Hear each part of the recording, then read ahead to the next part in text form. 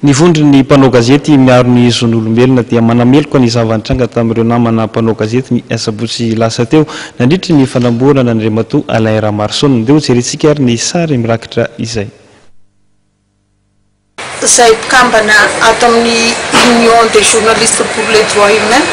na vondry ny mpanao gazety miaro ny zon'olombelona dia manameloka tanteraka ny zava-nitranga tamin'ireo namana mpanao gazety tamin'ny 20 marsa teo satria maninona araka ny fahafantatsika moa ty vondry ny mpanao gazety miaro ny zon'olombelona ty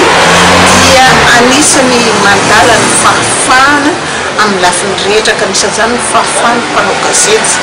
fahafahana miteny, fahafahana mitsikera, fahafahana manao famakafakana, fahafahana mitady vaovao. Zany daholo dia tandrovinay ohatrany anak'Andriamaso ka raha misy na isa manolotra zany fahafahana zany dia melonay tanteraka tompoko. Tsapary nandritra ny andro iny tamin'iny andro iny rano maromaro koa dia nisy ireo mpanao gazety zay ataontsika hoe niara-ny heritreritra na ara-morala zany na ara-batana zany dia singariko manokana amin'izany ny namana Soava Andriamaritafica zay anisan'ny mpanorona kambana mpanorona ity fikambanany mpanao gazety miaro ny zon'olombelona ty nefa dia iny nahazo azy nambanana basy izy ka zay zany mieritreritra na iza raha mbola olombelona ihany ka tsisy fitaovam-piadiana hita eny am-pelantanana eny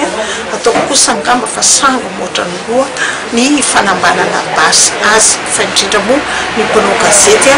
zay tsy manao ninona fa maka ny vaovao. Dia faharoan'izany koa nisy ny heritreritra ambava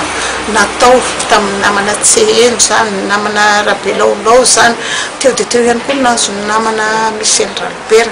Manameloka an'izany zay atao anatin'ny vondry ny mpanao gazety miaro ny zon'olombelona tompokary miangavy Antanandroa na ny mpitandro filaminana zany na ny fanjakana zany mba tsy hiditra amin'izay heritreritra zay satria mbola misy araka ny fahafantarako azy ny sehatra anankiray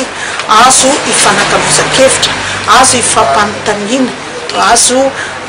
iresana dia ovoavaha ny olana sy ny ataontsika hoe soupçon rehetrarehetra mikasika ny olona zay eritreretina hoe mpanao azy.